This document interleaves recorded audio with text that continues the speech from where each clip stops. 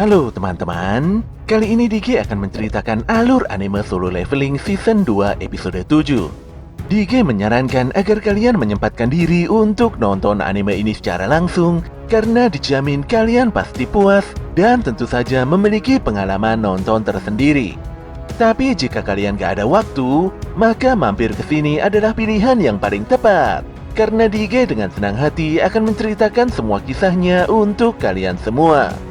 Sebelum lanjut ke inti cerita, buat kalian yang baru saja menemukan channel ini, ada baiknya untuk subscribe dulu. Jangan lupa juga untuk menyalakan notifikasinya, agar kami semakin semangat untuk menghadirkan konten-konten terbaik buat kalian. Oke, langsung saja. Persiapkan diri kalian and enjoy!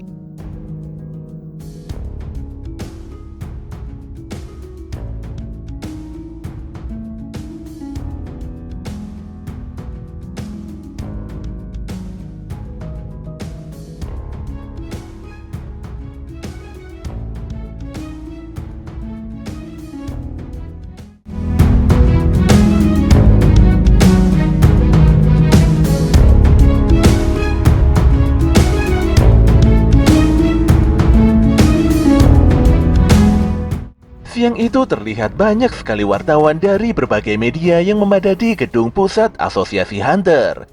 Mereka semua terkejut setelah melihat baik Yunho dan Choi Jong-in turun dari mobilnya. Tanpa membuang waktu, para wartawan mulai bertanya apakah kedua Guild Master tersebut ingin merekrut Lee Min-sung. Mereka juga bertanya apakah Min-sung berniat pensiun dari dunia hiburan. Pak Baik yang tidak mengetahui Min-sung menegaskan bahwa dirinya tidak datang untuk merekrut Min-sung. Sementara itu Pak Jong-in menjawab dengan sopan bahwa dia memiliki urusan lain yang jauh lebih penting. Pak Jong-in juga sudah mengetahui kalau Min-sung telah direkrut oleh Guild Grim Reaper. Semua wartawan pun pergi begitu saja setelah mendengarkan jawaban yang biasa saja itu. Pak Baik lantas memastikan pada Jong-in bahwa Hunters Guild agak kerepotan karena insiden Gate Rank A yang tiba-tiba berubah setelah Rank S. Jong-in pun menjawab dengan santai bahwa masalah itu tidak separah Guild White Tiger yang harus kehilangan membernya pada insiden Red Gate. Kedua Guild Master itu pun saling beradu argumen karena sudah dibantu oleh Sung Jinwoo. Intinya kedatangan mereka ke tempat ini hanya untuk merekrut Sung Jinwoo masuk ke dalam guildnya masing-masing. Di tengah perseteruan itu, tiba-tiba muncul Lim Taekyu dari Grim Reaper. Pak Taekyu mengira kalau Baik dan Jong-in tengah memperebutkan Lee Min-sung. Tentu saja keduanya begitu kesal dan menegaskan kalau mereka tidak tertarik sama sekali pada Min-sung. Saat itu Sung Jinwoo baru saja tiba di TKP. Pemuda itu bermaksud untuk memeriksakan ulang ranknya, namun dia belum mengerti dengan begitu banyaknya para wartawan di tempat ini. Di depan pintu utama kantor Asosiasi Hunter, Lee Min-sung mengadakan konferensi pers yang menyatakan bahwa kekuatan Hunternya telah bangkit. Didampingi Pak Taekyu, Min-sung berencana untuk melakukan pemeriksaan ranknya. Bagaimanapun hasilnya, Min-sung sudah membulatkan tekad untuk memenuhi tanggung jawabnya sebagai seorang Hunter di bawah Guild Grim Reaper. Namun di balik niat mulianya itu, nyatanya artis tersebut hanya mengada-ada dan dia sudah mengetahui bahwa rank Hunternya A. Dia sudah teken kontrak selama 2 tahun dengan Grim Reaper. Selama itu dia akan bekerja dengan asal-asalan untuk menghilangkan skandal buruknya. Pada akhirnya dia akan kembali ke dunia hiburan dengan status sebagai Hunter rank A. Ketika Min-sung masih serius menjelaskan rencana pentingnya itu, tanpa diduga Jinwoo muncul untuk memasuki gedung asosiasi. Tapi pemuda itu dihalangi oleh bodyguard Lee Min-sung. Walau sempat terjadi perdebatan, namun semuanya usai ketika Pak Go Gun-hye keluar dan menyambut Sung Jinwoo secara langsung. Tentu saja hal ini membuat Min-sung agak kebingungan. Dia lantas meninggalkan para wartawan untuk memasuki gedung. Tapi Wo Jin-chul langsung menghentikannya karena Sung Jinwoo masih melakukan pemeriksaan rank. Dengan sikap angkuhnya, Min-sung mencoba mengintimidasi Pak Wo Jin-chul agar menyingkir dan membiarkannya masuk. Tapi Jin-chul tetap bertahan dan malah mengancam balik. Apalagi keputusan Min-sung tersebut bukanlah hal yang bijak untuk dilakukan. Di dalam gedung, Jinwoo juga disambut oleh baik Yunho dan Choi Jong-in. Pak Gunhe berkata bahwa keduanya penasaran pada kekuatan Hunter Rank S yang baru. Sebelum pemeriksaan ulang, Jinwo ditanyai oleh petugas seperti apa wujud kekuatan hunternya. Tanpa pikir panjang, Jinwo langsung memanggil satu bayangannya. Dia pun dikonfirmasi sebagai pengguna sihir pemanggilan. Namun Pak Gunhe sudah menerima laporan dari Wo Jinjul bahwa kemampuan Jinwo tidak sebatas ini. Dikarenakan sudah ketahuan, Jinwo pun mengeluarkan banyak pasukan bayangannya, dan dia mengklaim bisa mengeluarkan lebih banyak pasukan lagi jika Pak Gunhe mengizinkannya. Tentu saja Pak Gunhe agak terkejut melihat kekuatan Sung Jinwo. Hal yang sama juga dirasakan oleh Pak Baik dan Pak Jong-in di luar ruangan pemeriksaan. Jong-in masih kebingungan dengan situasi saat ini, sementara Baik Yunho merasa terintimidasi. Kini dia sadar bahwa Jinwo adalah hunter yang sangat kuat. Sesaat kemudian pemeriksaan ulang telah selesai dilaksanakan. Jinwo nampak tenang setelah mendapatkan lisensi hunter barunya. Dia pun berencana membeli banyak perlengkapan sebagai penunjang misinya kembali ke Kastil Iblis. Pak Gunhe pun memberikan ucapan selamat atas rank baru Jinwo. Dia juga tidak sabar melihat kontribusi Jinwo pada masyarakat. Baik dan Jong-in juga memberikan selamat. Keduanya ingin meminta sedikit waktu Jinwo untuk membicarakan sesuatu hal yang sangat penting. Namun Jinwo tidak bisa karena dia ada agenda lain. Ketika Jinwo keluar melalui pintu utama, tanpa diduga para wartawan telah menunggunya. Kini seluruh media menyoroti wajah Sung Jinwo dengan begitu jelas, di mana pemuda itu telah resmi menjadi Hunter Rank S ke-10 sepanjang sejarah. Fakta ini pun membuat Song Yi dan Jinah begitu kaget. Pak Mandor dan tim penambang juga sangat terkejut. Lee Jo-hee dan Song Ji-ul nampak bersyukur atas pencapaian luar biasa Sung Jinwo. Kabar ini pun membuat para wartawan pergi meninggalkan Lee Min-sung untuk meliput berita mengenai Sung Jinwo. Baik pun menawarkan bantuan pada Jinwo untuk mengantarkannya pulang. Bagaimanapun juga melayani para wartawan tidak akan pernah ada habisnya. Tapi Jinwo menolak dengan sopan dan dia melesat cepat membelakangi para wartawan. Kecepatan Jinwo pun membuat Baek kembali terkejut. Dia sadar betul bahwa Jinwo jauh lebih kuat dari sebelumnya. Di sisi lain, Yoo Jin-ho melaporkan pada bapaknya bahwa dia tidak berhasil membujuk Jinwo bergabung ke dalam perusahaan. Jinwo tidak bisa bergabung karena ada hal penting yang harus dilakukannya sendirian. Oleh karena itulah Jinwo harus terus bertarung untuk menjadi lebih kuat lagi. Bergabung ke dalam organisasi hanya akan menghambat hal itu. Pun demikian Jinwo berharap agar Jinho masih bersedia membantunya. Yoo Myung-han menilai bahwa keputusan Jinho agak egois. Setelah menghabiskan biaya yang sangat besar, Jinho malah berniat pergi tanpa menghasilkan sesuatu apapun. Di sini Jinho menguatkan hatinya, dan dia meminta maaf pada sang ayah bahwa dia tetap pada pendiriannya untuk terus bergabung dengan Sung Jinwo. Walau berat hati, Myung-han membiarkan Jinho menanggung segala akibat dari keputusannya itu. Siang itu Sung Jinwo mengunjungi pusat pelelangan hunter untuk berburu artefak. Jinwo pun menyampaikan maksud kedatangannya, di mana dia mencari artefak dan perlengkapan perlindungan diri dari hawa panas sebuah dungeon. Petugas menyarankan Jinwo untuk membeli jubah pelindung angin beserta cincin elemen air. Namun Jinwo agak kaget setelah melihat harganya yang lumayan tinggi dan tidak bisa dinego. Tapi jika Jinwo bisa memecahkan pelindung kaca artefak, Pak Petugas akan memberikan item tersebut secara gratis. Pak Petugas mengklaim bahwa toko ini adalah satu-satunya toko di dunia yang menggunakan kaca spesial dengan energi sihir. Ketika Jinwo serius untuk menghancurkannya, saat itu juga Pak Penjaga langsung menghentikannya.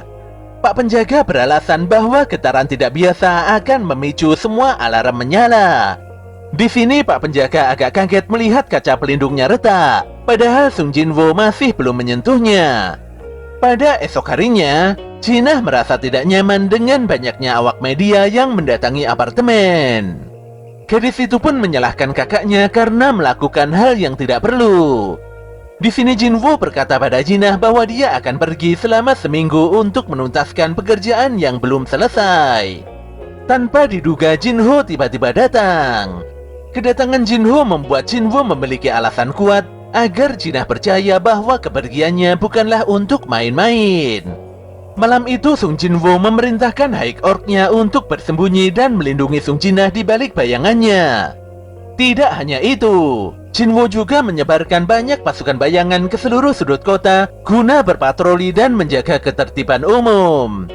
Jinwoo pun berharap kalau tindakannya itu bisa sedikit memberikan kontribusi positif pada masyarakat. Di pagi berikutnya, Jinho mengantarkan Jinwoo ke DS Tower. Tanpa membuang waktu, Jinwoo langsung memasuki kastil iblis demi menyelesaikan seluruh lantainya. Sebelumnya, Jinwoo tidak lupa mengenakan cincin elemen air dan jubah anginnya. Dengan demikian, tubuhnya jadi bertahan dan bisa beradaptasi lebih lama dengan hawa panas di sekelilingnya. Jinwoo pun mendapatkan quest baru, di mana dia harus mendapatkan jiwa Raja Iblis Baran dengan hadiah yang sangat menarik.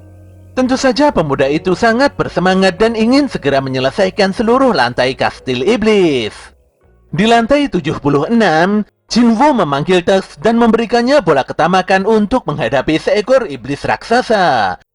Hanya dengan sekali auman naga, Tux berhasil mengalahkan iblis tersebut hingga menyisakan kedua kakinya saja. Melihat kekuatan Tux yang mengerikan, Jinwoo pun mulai berhati-hati dalam menggunakan kekuatannya tersebut.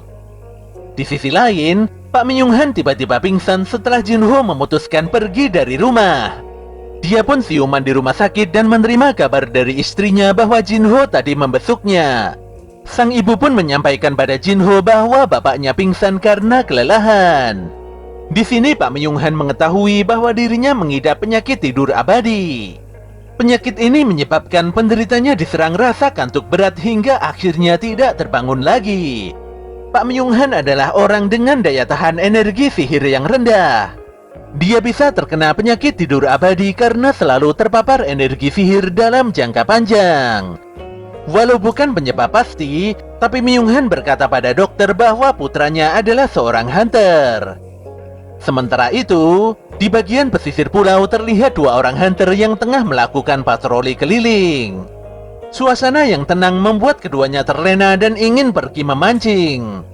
Tapi hunter tipe mage dan kesatria itu terlihat bingung ketika melihat sosok monster semut merah yang berada tepat di depan mereka. Di dalam kastil iblis, Jinwoo membagi pasukan bayangannya menjadi 6 tim. Hal ini dilakukan agar waktunya jauh lebih efisien. Jinwoo hanya memberikan 2 perintah, di mana yang pertama semua bayangan harus menyebar dan mengalahkan semua musuh yang terlihat. Sementara yang kedua, para bayangan harus mengabarkan pada Jinwoo kalau mereka mendapatkan permit lantai selanjutnya. Walau mungkin banyak item yang terbuang, namun cara ini bisa meningkatkan progres penyelesaian lantai. Sayangnya progres tersebut tiba-tiba melambat karena ada sesuatu hal yang masih belum diketahui. Jinwoo pun berpikir sejenak. Dia lantas bersiaga karena mananya tiba-tiba menurun drastis. Hal itu berarti ada pasukan bayangannya yang dihancurkan musuh. Jinwoo sudah menyadari kalau lawannya sangat kuat.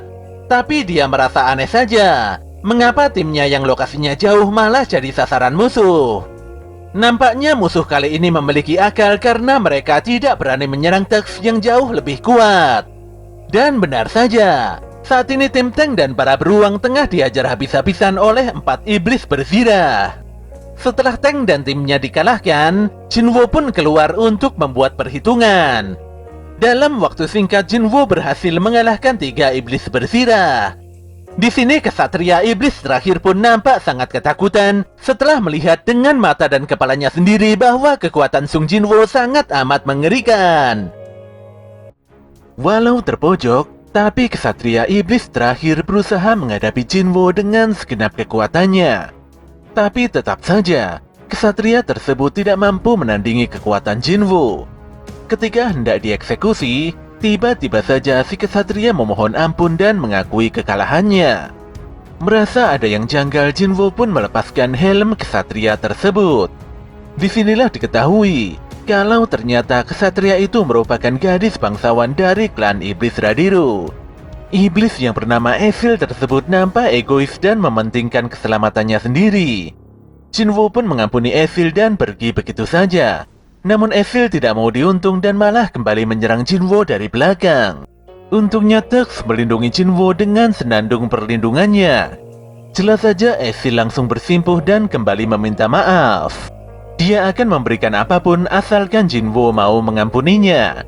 Jinwo pun bertanya bagaimana caranya mendapatkan permit atau surat izin masuk ke lantai selanjutnya. Dengan jujur Evil menjawab bahwa permit itu disimpan oleh klannya. Gadis itu akan memberikan permit tersebut asal Jinwo membiarkannya hidup. Selain itu Evil juga mengetahui lokasi seluruh permit yang ada di lantai-lantai atas. Dia akan mengantarkan Jinwo ke puncak tertinggi, asalkan pemuda itu bisa memastikan keselamatan klan Radiru. Untuk memastikan kebenaran informasi itu, Jinwo pun menatap Evil dengan sorotan mata yang sangat tajam. Jelas saja tatapan mata itu membuat Evil sangat ketakutan. Dia lantas meyakinkan Jinwo bahwa dirinya tidak berbohong. Selama bisa mendapatkan permit ke lantai selanjutnya, Jinwo berjanji tidak akan menyakiti klan Radiru. Evil pun berterima kasih atas kemurahan hati Sung Jinwo. Putri sulung klan Radiru itu agak kebingungan ketika Jinwo bertanya mengenai suara-suara di kepala para monster, di mana suara itu memerintahkan mereka untuk menghabisi manusia. Evil pun tidak mengetahui suara itu. Namun demikian, Evil menyampaikan bahwa ada perintah lain yang memintanya untuk melindungi lantai ini. Sebelum tiba di dunia yang panas ini, klan Radiru menetap di dunia iblis. Perintah pertahanan diri itu didapatkan Evil dan klannya saat mereka baru saja tiba di dunia ini. Ketika Jinwo bertanya tentang apa yang dilakukan klan Radiru di dunia iblis, disitulah Evil tiba-tiba dikuasai oleh suatu entitas asing. Gadis itu berkata bahwa klannya bersiap untuk sebuah perang besar. Mereka akan melawan musuh super kuat hingga membuat seluruh klan iblis harus bersatu.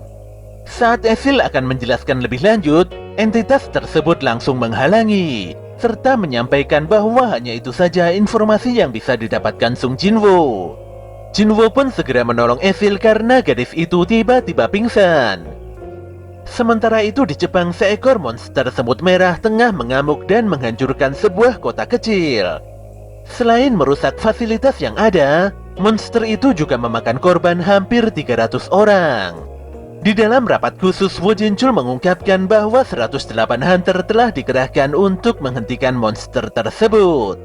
Hunter yang menjadi korban diketahui sejumlah 6 orang, dan mereka terdiri dari rank B ke bawah. Untungnya monster itu berhasil dihentikan ketika Hunter rank A turun tangan untuk membantu. Bisa disimpulkan bahwa monster semut merah itu setara dengan Hunter rank A. Departemen penyelidikan yang meneliti monster itu juga memberikan keterangan yang sama. Pak Go Gun-hye pun benar-benar totalitas dalam menyikapi kasus ini. Kota kecil yang diserang berjarak kurang lebih 120 km dari Pulau Jeju. Jika para semut meningkatkan kemampuan terbangnya lagi, maka bukan tidak mungkin makhluk itu akan mendatangi daratan ini. Pak Gun-hye pun meminta Jinchul untuk segera mengirimkan permintaan kerjasama ke Jepang. Dia juga meminta agar negara-negara tetangga lebih meningkatkan kewaspadaan.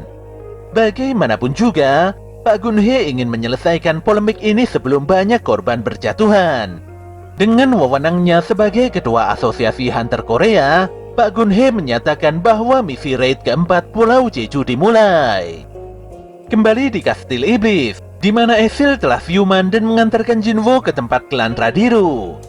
Di sini bapaknya Evil sangat amat ketakutan setelah dia menyadari bahwa di balik bayangan Jinwo tersimpan banyak sekali pasukan mengerikan. Lelaki itu menuduh Jinwo menipu putrinya demi menaklukkan istana ini. Seluruh kesatria iblis lantas mengangkat senjata dan mengancam Jinwo jika berani macam-macam. Evil pun berusaha menenangkan bapaknya. Di sini Jinwo berkata bahwa dia tidak akan menyakiti klan Radiru asalkan mendapatkan permit ke lantai selanjutnya. Di dalam hatinya, Raja Radiru sudah mengetahui kalau Vulkan dan Metus telah dikalahkan oleh seseorang. Dikarenakan sangat mustahil mengalahkan Sung Jinwo, sang raja pun dengan legowo memberikan entry permitnya. Setelah itu dia lantas mengusir Sung Jinwo dari istananya. Tapi sebelum itu Jinwo meminta Ezil untuk jadi pemandunya di lantai atas. Apalagi gadis itu bisa menunjukkan lokasi entry permit di setiap lantai. Walau sangat amat kesal, tapi Raja Radiru tetap mengizinkan Jinwo membawa putrinya. Tentu saja dengan syarat Jinwo menjamin keselamatan Ezil. Jinwo pun melanjutkan perjalanannya hingga ke lantai 89. Seiring dengan itu, Tank dan Igris telah naik level hingga setara dengan Hunter Rank A atau di atasnya. Dengan ini, kekuatan tempur Sung Jinwo sudah semakin meningkat. Dikarenakan lantai 90 ke atas musuhnya semakin kuat, Jinwo pun meminta Ezil pulang. Bagaimanapun juga, Jinwo harus menepati janji pada Raja Radiru. Semua ini dilakukan Jinwo demi kebaikan Ezil sendiri. Tapi Ezil tidak mau pergi. Dia tetap bersikukuh membantu Jinwo hingga lantai terakhir. Jinwo sendiri tidak masalah dan setelahnya dia mengajak Ezil melangkah di lantai selanjutnya. Sesuai informasi Ezil, tingkat kesulitan musuh mulai menanjak di lantai 90 ke atas. Meski demikian, Jinwo sanggup menaklukkan lantainya satu demi satu. Pemuda itu terus melangkahkan kakinya dengan penuh keyakinan. Semua ini dilakukannya demi mendapatkan item terakhir untuk meramu Elixir of Life. Sementara itu di gedung Hunters Guild, Choi Jong-in dan Cha Hae-in diundang dalam raid keempat di Pulau Jeju. Selain mereka, baik Yunho dari White Tiger serta seluruh Hunter Rank S di seluruh negeri juga turut diundang. Keputusan Pak Gun-hee cukup wajar, apalagi monster semut merah bisa menginvasi wilayah dalam sekejap. Selama bisa memusnahkan seluruh monster, Jong-in sama sekali tidak masalah dengan keputusan Pak Gun-hee. Di sini Jong-in juga mengabarkan tentang adanya seorang hunter dari guild besar Jepang yang hendak mendiskusikan detail raid kali ini. Saat ini Sung Jinwo telah mencapai lantai 100. Di lantai teratas ini, Jinwo disambut oleh iblis terkuat yang menunggangi seekor naga terbang atau wyvern. Iblis tersebut adalah Baran, raja dari seluruh klan iblis yang ada. Jinwo pun penasaran apakah kekuatannya saat ini bisa mengalahkan Raja Iblis Baran. Sementara itu Ezil merinding ketakutan setelah dia merasakan aura nafsu pembantaian Baran yang begitu tinggi. Baran pun terbang ke langit. Dia lantas membuka banyak gerbang ilusi dan memanggil bala pasukan iblisnya. Dikelilingi pasukan iblis sebanyak itu, Jinwo pun melepaskan seluruh pasukan bayangannya. Hebatnya, pasukan bayangan bisa mengalahkan para iblis dalam waktu yang begitu singkat. Kekuatan Jinwo yang tidak biasa membuat Ezil sangat terkejut. Namun demikian, gadis itu agak bimbang harus berpihak pada siapa. Apakah pada Raja Iblis Baran yang sebangsa dengannya, atau berpihak pada Sung Jinwo yang merupakan penjajah di dunia ini? Baran pun menyemburkan nafas petirnya ke langit hingga menghancurkan seluruh daratan. Ledakan petir itu membuat pasukan bayangan jadi hancur berantakan. Ketika petir itu hendak mengenai Ezil, untungnya Jinwo segera bergerak dan menyelamatkannya. Walau pasukan bayangan bisa dibangkitkan kembali, tapi Jinwo mulai khawatir karena petir milik Baran bukanlah petir biasa. Jangkauan serangannya begitu luas dan mematikan, serta memiliki efek melumpuhkan. Jika terkena serangan itu terus-menerus, kekuatan mana Jinwo pasti akan habis dalam sekejap. Sebelum itu terjadi, Jinwo harus mengambil langkah penyerangan. Dia pun bergerak sembari mengaktifkan skill kamuflase dan lari cepatnya. Namun Jinwo begitu kaget karena Raja Iblis Baran bisa menangkis serangan dan menghempaskannya. Serangan petir Baran juga terus mengunci Sung Jinwo kemanapun dia pergi. Sebelum hal buruk terjadi, Jinwo memerintahkan Igris dan Tux untuk menyerang. Tux pun melepaskan semburan naganya dan menghalau serangan petir Baran. Sementara itu Igris berhasil menebas leher Wyvern dengan lemparan pedang besarnya. Raja Iblis Baran pun terjatuh, dan kini pertarungan yang sebenarnya baru saja akan dimulai. Di sisi lain, Asosiasi Hunter Korea melakukan pertemuan tertutup dengan hunter perwakilan dari Asosiasi Jepang, yaitu Drawsword Guild. Juru bicara Drawsword yang bernama Hanekawa nampak memperkenalkan guild masternya, yaitu Goto Ryuji. Hanekawa bertugas sebagai penerjemah lisan, dan dia menyampaikan segala informasi dari Pak Goto. Di sini Pak Gogunhe memperhatikan informasi Hanekawa dengan seksama. Drawsworth merupakan guild raksasa dari Jepang yang memiliki 11 orang hunter rank S. Drawsworth diakui memiliki kekuatan terbesar nomor 2 di Asia. Selain itu, aura Guild Master Goto Ryuji benar-benar tidak biasa. Asosiasi Hunter Jepang menyampaikan terima kasih karena Korea sudah mengusulkan operasi raid gabungan. Hanekawa melanjutkan bahwa data dari Departemen Penelitian Korea dan hasil autopsi monster semut bersayap di Jepang, terdapat dua hal penting yang dapat disimpulkan. Yang pertama, monster semut tumbuh dengan pesat setelah menetas walau usianya hanya maksimal 1 tahun. Jika bisa mengalahkan ratunya, maka pasukan semut akan tewas secara alamiah dalam waktu setahun. Yang kedua adalah pola serangan monster semut, di mana dengan catatan 3 raid sebelumnya, para monster itu tertarik pada musuh yang jauh lebih kuat. Oleh karena itulah, Jepang mengusulkan akan mengirim 10 hunter rank S dari Drawsworth termasuk Goto Ryuji sendiri. Drawsworth bertugas memancing para semut, sementara hunter Korea harus mengalahkan Ratu Semut dengan kekuatan penuh. Keputusan itu pun membuat Pak Gunhe dan jajarannya sangat kaget. Goto tidak keberatan menghadapi ribuan semut, apalagi dalam simulasi AI rencana ini memiliki tingkat keberhasilan tertinggi. Pak Gunhe pun meyakini rencana Goto, dan dia ingin membahas detail rencana itu lebih rinci lagi. Sementara itu, Jinwo dan pasukan bayangannya masih berjuang mengalahkan pasukan Raja Iblis Baran. Proses pertarungan yang sangat cepat membuat Sung Jinwo tidak ada waktu memulihkan mananya yang semakin menipis. 4 jenderal terkuatnya pun satu demi satu ditumbangkan. Saking kuatnya, Baran mampu menangkis serangan fatal Sung Jinwo. Iblis itu telah membuktikan bahwa dirinya adalah musuh yang sangat kuat. Ketika Baran akan menghabisi Jinwo, detik itu juga Tax melepaskan pelindungnya hingga mengalihkan perhatian Baran. Tanpa membuang waktu, Jinwo langsung menusuk Baran dengan 2 belatinya. Tax dan Iron lantas menahan tubuh Baran. Walau bisa terlepas dari cengkeraman Baran, sayangnya Tax dan Iron berhasil dibungkam. Bersamaan dengan itu, saat ini mana Sung Jinwo benar-benar habis.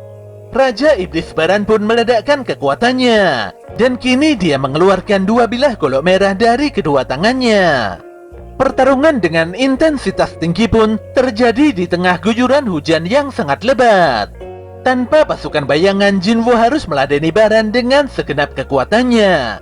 Gesekan senjata keduanya pun membuat area sekitar jadi hancur tidak karuan. Namun Baran memiliki semburan nafas petir, dan itu membuatnya jauh lebih unggul dari Jinwo.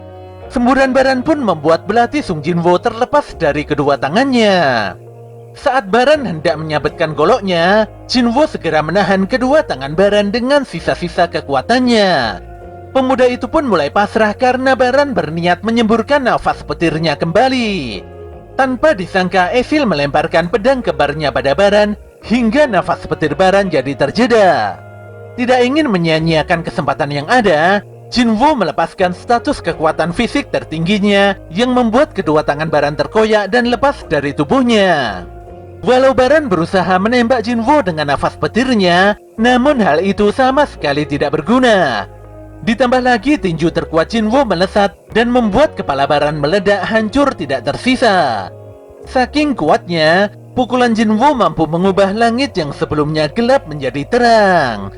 Dengan dikalahkannya Raja Iblis Baran, sistem mengkonfirmasi bahwa Jinwo berhasil menyelesaikan quest keduanya. Jinwo pun memerintahkan Esil kembali dan melaporkan pada Raja Radiru bahwa mulai detik ini klan Radiru adalah klan iblis nomor 1 di dunia ini.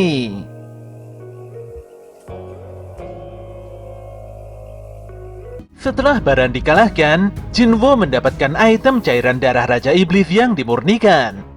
Walau sempat khawatir karena tingkat kesuksesan pembuatan Elixir of Life tergantung dari status kecerdasan pemain, namun Jinwo memantapkan hatinya, dan dia segera memerintahkan sistem untuk meramu 3 item yang berhasil dikumpulkannya itu. Untungnya proses tersebut berjalan lancar dan Jinwo mendapatkan 6 buah item Elixir of Life. Pemuda itu nampak lega. Namun dia tetap kepikiran apakah item rank S itu bisa menyembuhkan penyakit tidur abadi ibunya. Saat itu juga Iron tiba-tiba datang sembari membawa jasad Wyvern di hadapan Jinwoo. Tentu saja Sung Jinwoo langsung mengekstrak dan menjadikan Wyvern tersebut sebagai bawahan barunya. Naga terbang itu nampak meraung kencang setelah Sung Jinwoo memberikan nama Kaisel padanya. Ezil sendiri begitu senang, karena Kaisel mungkin bisa mengantarkannya pulang dalam waktu singkat. Ezil berencana mengajak Jinwoo berpesta demi merayakan kemenangan ini di istana klan Radiru.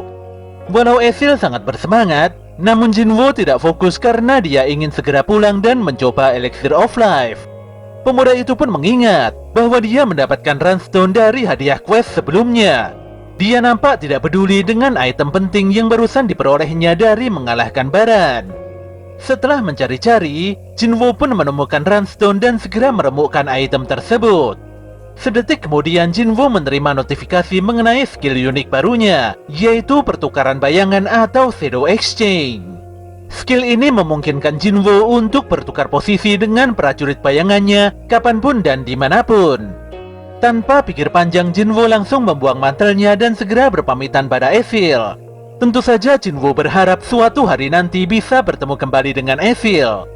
Pemuda itu pun lenyap di telan bayangan, dan setelahnya bertukar tubuh dengan bayangan prajurit kesatria. Di sini si Ezil terlihat sangat terkejut sekaligus kecewa. Namun demikian dia tidak bisa berbuat apa-apa atas keputusan Sung Jinwoo tersebut. Jinwoo menyadari bahwa skill Shadow Exchange benar-benar membuatnya bertukar tempat dengan prajurit bayangannya. Dikarenakan Shadow Exchange memerlukan waktu 3 jam lagi untuk bisa digunakan kembali, Jinwoo lantas terbang ke langit dengan menunggangi Kaisel. Di sisi lain, Pak Gunhye dan Jinchul tengah sibuk membicarakan strategi raid Pulau Jeju. Para hunter akan mengerahkan segenap kekuatan untuk mengalihkan para semut serta memutuskan telepati mereka dengan sinyal pengacau khusus. Jika rencana itu berhasil, unit penyerang lainnya akan menyelinap ke dalam sarang dan menghabisi ratu semut. Pak Gunhye agak cemas dengan kondisi yang ada, tapi investigasi sudah dilakukan, dan hal ini sudah sesuai dengan prosedur yang ada. Jika nanti sinyal pengacaunya tidak berfungsi, maka rencana cadangan sudah dipersiapkan tersendiri.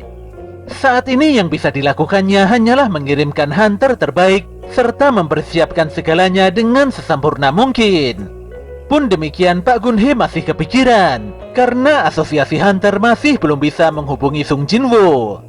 Sementara itu, baik Yunho terlihat makan bersama dengan rekan sejawatnya di sebuah kedai. Di sini diketahui bahwa rekan baik adalah seorang hunter healer rank S yang bernama Min Byunggu. Byunggu merupakan salah satu dari sedikit hunter yang memilih pensiun dini. Walau sebelumnya dia telah bertarung mati-matian bersama baik pada raid ketiga Pulau Jeju. Meski demikian, Byunggu terlihat santai dan meminta baik tidak terlalu serius dalam menghadapi masalah. Byunggu pun terdiam setelah memastikan bahwa baik tetap pergi melaksanakan raid. Apapun alasannya, baik tidak mungkin membiarkan para monster semut merajalela. Apalagi para monster itu telah merenggut nyawa sahabatnya yang bernama Yunseok. Jika dibiarkan, maka seluruh negeri ini pasti akan berakhir seperti Pulau Jeju. Di sini Byunggu menegaskan bahwa dirinya tidak akan mengikuti raid. Dia bahkan meminta baik menyerah saja jika mau mengajaknya. Namun baik tidak bermaksud demikian. Lelaki itu hanya ingin berpamitan saja, karena mungkin setelah raid ini dia tidak akan bertemu kembali dengan Byunggu. Byunggu pun menyampaikan bahwa dia akan mengikuti ujian PNS. Dikarenakan tidak sanggup melihat darah atau semacamnya, Byunggu menganggap kalau PNS adalah pekerjaan normal yang mungkin bisa dilakukannya. Di waktu yang sama, Jinwoo kembali mengunjungi ibunya yang masih tertidur pulas di rumah sakit. Ketika melihat luka di leher ibunya, Jinwoo pun kembali terngiang mengenai masa lalunya dulu, di mana kala itu dia tidak sengaja menumpahkan air panas hingga terkena leher sang ibu. Jinwoo tidak mengerti mengapa sang ibu sangat mencintainya, padahal dia sendirilah yang menyebabkan ibunya terluka. Pemuda itu pun mengeluarkan Elixir of Life dari inventorinya.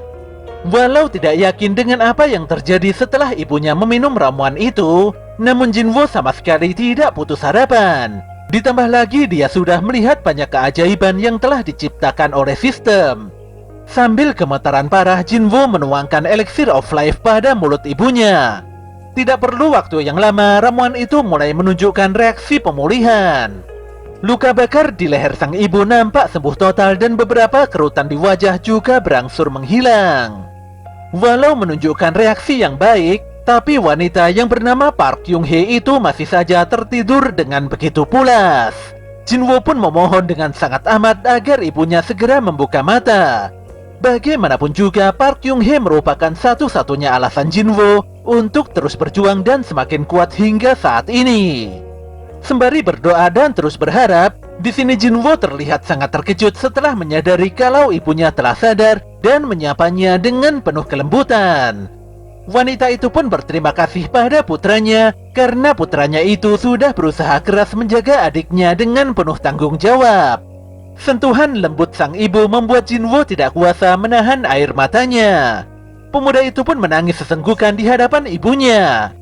Tidak peduli seberat apapun beban yang ditanggungnya, selama sang ibu masih baik-baik saja, Jinwo tidak akan pernah sekalipun menyerah. Hal yang sama juga terjadi pada Jina, di mana gadis itu langsung memeluk ibunya sembari menangis keras yang menandakan dia sangat bahagia. Jinwo sangat lega karena perjuangannya sudah membuahkan hasil. Ini merupakan hadiah besar yang begitu berarti. Pihak rumah sakit benar-benar tidak mengerti mengapa Park Kyung-hee bisa kembali siuman dan tubuhnya sehat walafiat. Mereka juga tidak bisa berkata apa-apa ketika Park Kyung-hee dan keluarganya ingin segera pulang.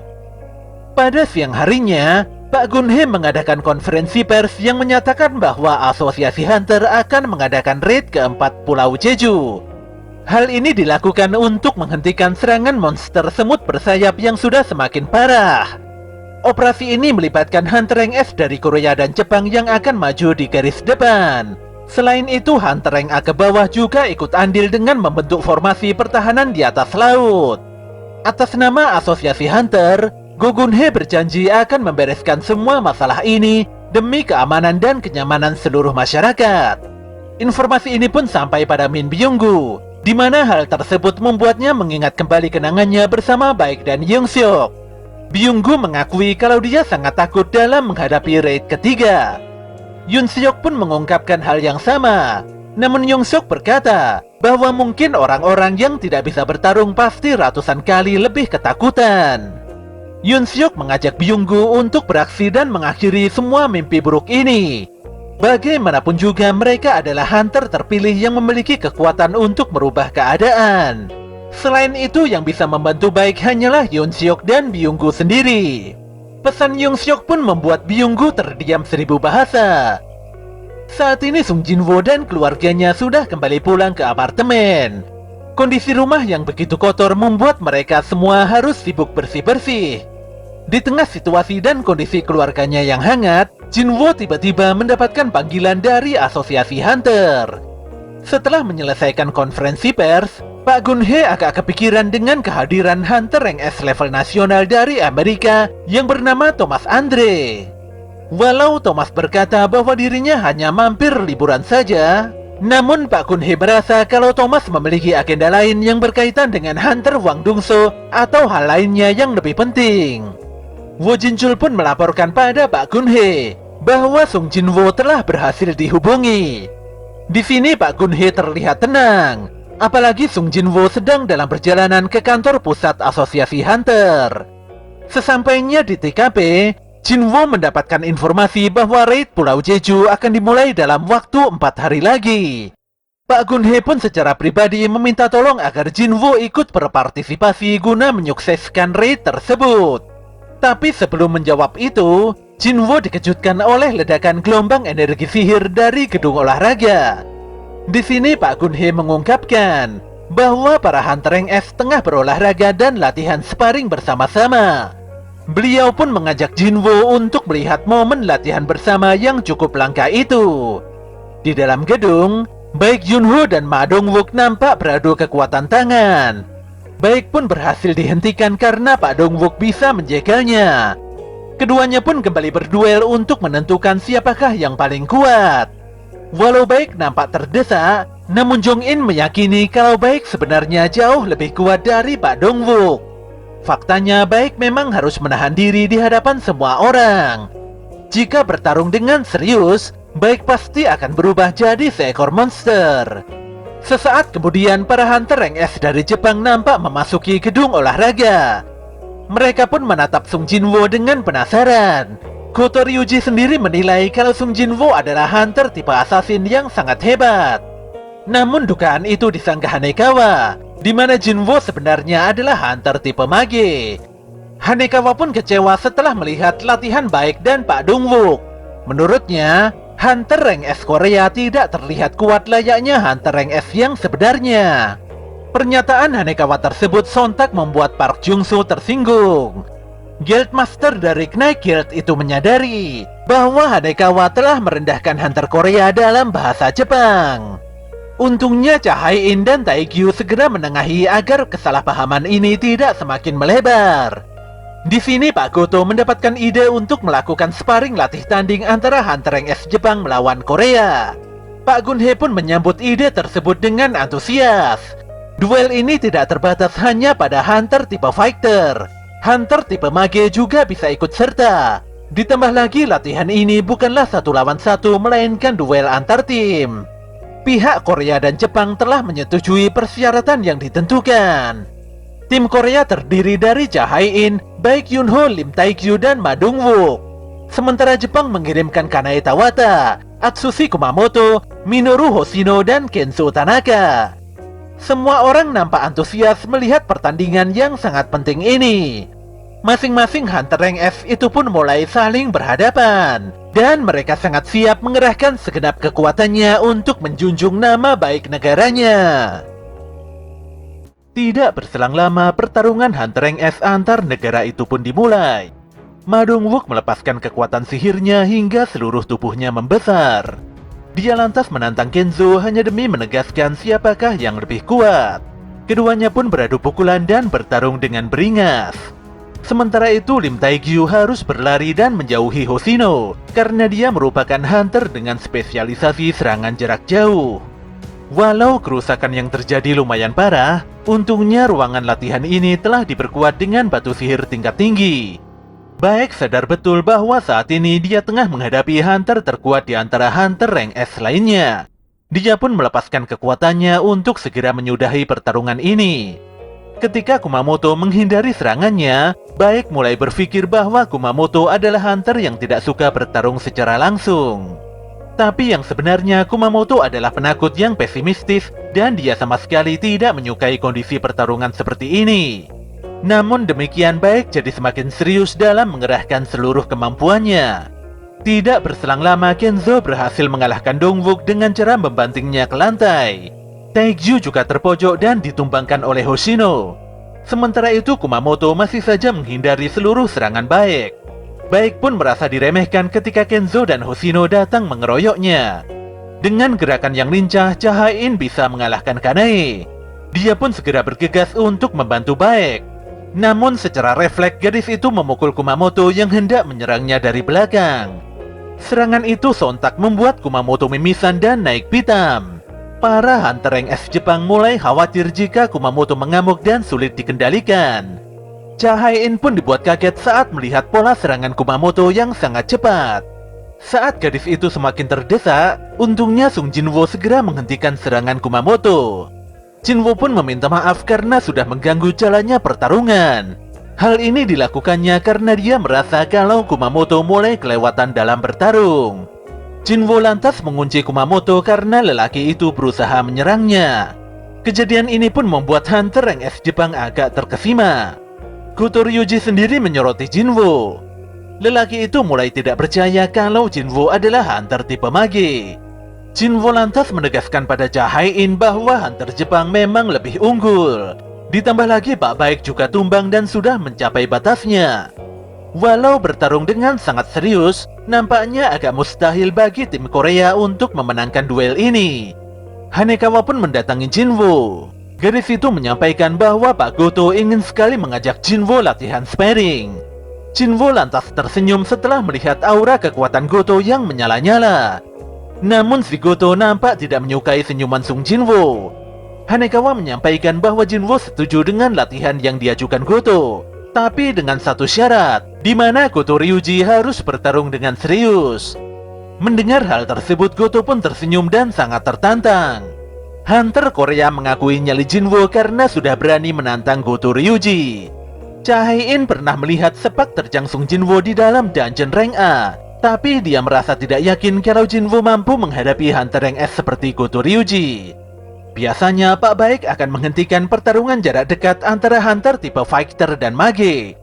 Namun seperti Cha Hae-in, Baek merasa memiliki alasan yang sama untuk tidak menghentikan pertarungan antara Sung Jinwoo dan Goto. Baek juga merasa bahwa seluruh Hunter rank S Korea telah menaruh harapan besar pada Sung Jinwoo. Dia juga mulai menduga bahwa Jinwoo adalah Hunter yang bisa terus bertambah kuat. Goto tiba-tiba menyerang Jinwoo, padahal pemuda itu belum siap dan baru saja selesai pemanasan. Namun demikian, Jinwoo mampu menghindari serangan kejutan tersebut hingga membuat Goto agak kesal. Melihat kecepatan Jinwoo yang di luar nalar, Goto pun tidak percaya kalau Jinwoo adalah Hunter tipe Mage. Goto kembali menyerang Jinwoo, dan dia berniat untuk membongkar identitas asli pemuda itu. Walau diserang dengan begitu beringas, namun Jinwoo tersenyum karena semua serangan Goto bisa dihindarinya. Tentu saja senyuman itu membuat Goto makin kesal dan merasa diremehkan. Goto lantas meningkatkan intensitas pukulannya. Saking cepatnya, para Hunter rank S Korea tidak bisa melihat pola serangan tersebut. Goto pun semakin jengkel karena Jinwoo bisa menghindari seluruh serangannya tanpa menyerang balik. Di sini dia berubah pikiran dan ingin sekali menghabisi Sung Jinwoo. Dia lantas melesatkan serangan ultinya hingga menggores pipi kiri Jinwoo. Tapi di serangan selanjutnya, Jinwoo bisa menghentikan Goto dengan menggenggam erat tangannya. Jika lengah sedikit saja, mungkin Sung Jinwoo sudah kehilangan satu matanya. Baik Goto ataupun Jinwoo sepertinya tidak ingin pertarungan ini berakhir begitu saja. Keduanya pun mundur dan mengambil jarak sembari mengeluarkan aura sihir penetrasinya. Situasi ini membuat Hunter Jepang begitu kaget. Mereka menyadari bahwa Goto mulai serius dalam menghadapi Jinwoo. Situasi yang sama juga dirasakan oleh Hunter Korea. Jika duel ini tidak segera dihentikan, bisa-bisa Jinwoo ataupun Goto berakhir dalam keadaan cedera parah. Ketika Jinwoo dan Goto hendak adu mekanik, detik itu juga Kei menciptakan dinding es besar di tengah arena. Baik Yunho dan Cha Hae-in segera menghentikan Jinwoo, sementara Goto Ryuji ditahan oleh Kenzo dan Hoshino. Pertarungan pun akhirnya berhenti demi menghindari hal-hal yang tidak diinginkan. Jinwoo tidak menyangka kalau dirinya ikut terpancing. Namun berkat itu dia bisa mengetahui kemampuan semua orang. Selain itu dia juga menempelkan beberapa prajurit bayangannya pada orang-orang di tempat ini. Beberapa saat kemudian, Jinwoo menemui Pak Gunhye untuk membahas raid Pulau Jeju. Disinilah diketahui bahwa Jinwoo memutuskan untuk tidak mengikuti raid tersebut. Keputusan ini pun membuat beberapa pihak agak kebingungan. Selain Sung Jinwoo, sepertinya Min Byung-gu juga tidak ikut berpartisipasi. Namun yang lebih penting dari itu semua, saat ini ada 15 Hunter rank F yang akan menjalankan raid. Choi Jong-in dan Baek Yunho begitu yakin kalau raid kali ini bisa mereka menangkan dengan sangat telak. Saat ini Sung Jinwoo terlihat baru pulang ke rumahnya. Dia pun sangat senang melihat senyuman ibunya yang menenangkan jiwa. Sang ibu dan adiknya masih membutuhkan Jinwoo. Oleh karena itulah dia tidak akan pergi ke Pulau Jeju. Di sisi lain, para semut nampak melakukan tindakan kanibalisme karena kekurangan bahan makanan. Ratu Semut tidak bisa membiarkan hal ini berlangsung begitu saja, dan mereka semuanya seharusnya segera pergi meninggalkan pulau ini. Tapi sebelum itu, Ratu Semut memerlukan anak buah yang tangguh. Sosok terbaik yang mampu memimpin kerajaan, serta lebih powerful dari siapapun. Disinilah diperlihatkan sebuah telur yang ukurannya jauh lebih besar dari telur lainnya. Seekor monster di dalamnya menetas dengan kulit berwarna merah seperti semut pada umumnya. Namun sedetik kemudian, kulit makhluk itu berubah hitam legam dan dia bisa berdiri dengan dua kaki layaknya manusia. Monster yang barusan terlahir itu sontak berteriak dan meledakkan kekuatan sihirnya yang begitu dahsyat. Di sisi lain, Lee Jo-hee menonton siaran TV yang mengabarkan tentang raid ke-4 Pulau Jeju.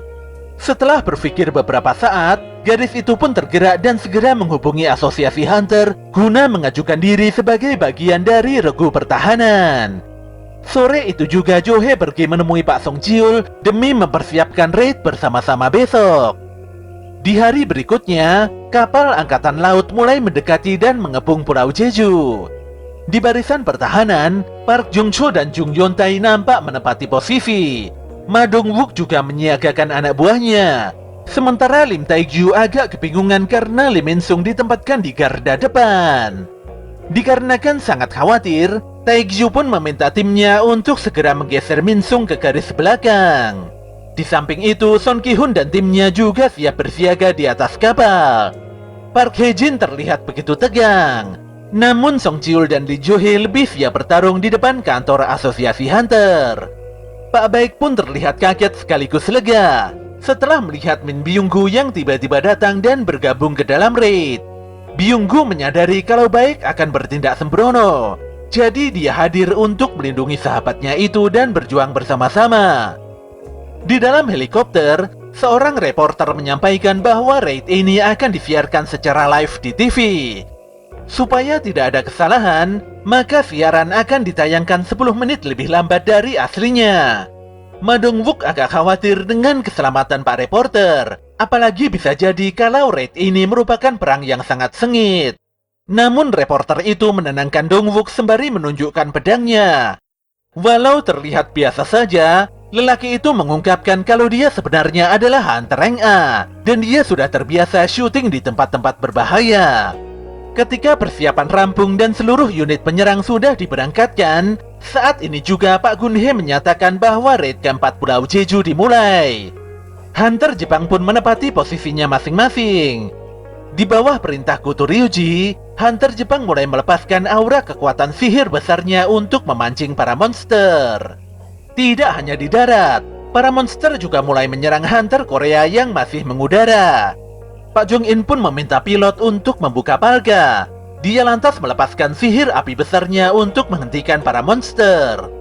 Ketika para monster kembali menyerang, Jong-in langsung meledakkan api dahsyatnya hingga menghancurkan daratan. Para hunter Jepang hanya memiliki waktu 1 jam saja untuk mengalihkan perhatian para monster. Jadi hunter Korea harus bisa mengalahkan Ratu Semut sebelum waktu itu habis. Setelah Hunter Korea bergerak, pihak militer menyalakan sinyal gelombang pengganggu yang membingungkan para monster. Dengan demikian, para monster tidak akan bisa menerima permintaan bantuan dari Ratu Semut. Hunter Jepang nampak bertarung di posnya masing-masing. Sementara Hunter Korea segera bergerak cepat menuju persembunyian Ratu Semut. Mereka pun menemukan sebuah ruangan dengan telur yang begitu banyak. Namun mata mereka lebih terfokus pada cangkang telur yang ukurannya jauh lebih besar. Mereka pun mulai khawatir. Ditambah lagi mereka tidak mengetahui informasi apapun mengenai monster semut yang bisa berevolusi. Saat ini Kenzo nampak terluka setelah bertarung melawan para monster semut. Sebenarnya Akari Shimizu ingin menyembuhkan Kenzo, tapi dia malah bercanda dan ingin meminta imbalan pada Kenzo jika ingin disembuhkan. Ketika hendak melakukan penyembuhan, tiba-tiba saja kepala Shimizu hancur. Jelas saja Kenzo dan Tatsumi begitu terperanjat menyaksikan rekan sejawatnya itu meregang nyawa. Nyatanya mereka bertiga tengah diincar oleh monster Raja Semut yang sangat kuat dan mengerikan. Saat ini Kenzo benar-benar panik sekaligus bingung.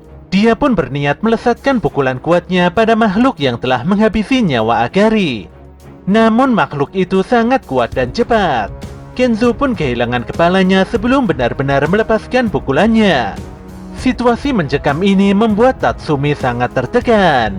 Namun dia menguatkan diri dengan mengejar bayangan hitam tersebut demi menuntut balas kematian rekan-rekannya. Namun alih-alih menebas musuh, kepala Tatsumi malah copot tanpa dia menyadarinya.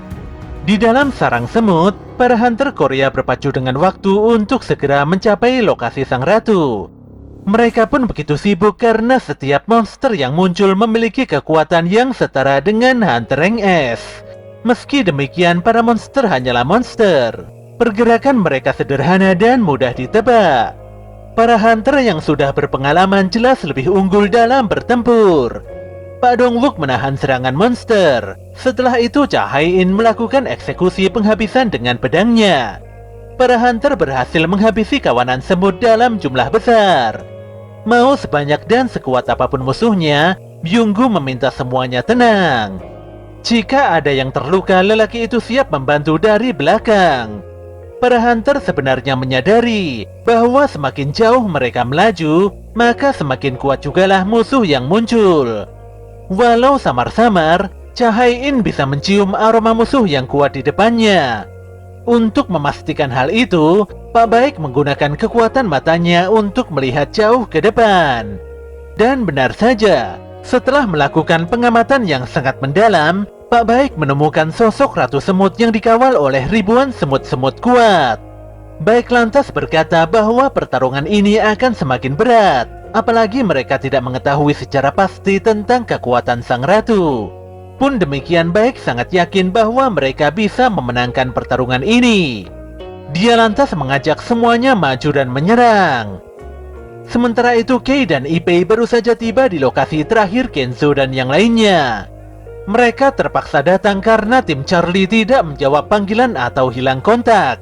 Keduanya pun jadi bingung karena Kenzo, Akari, dan Tatsumi tidak bisa ditemukan. Awalnya Ipei mengira kalau tim Charlie bisa mengalahkan monster tanpa ada masalah.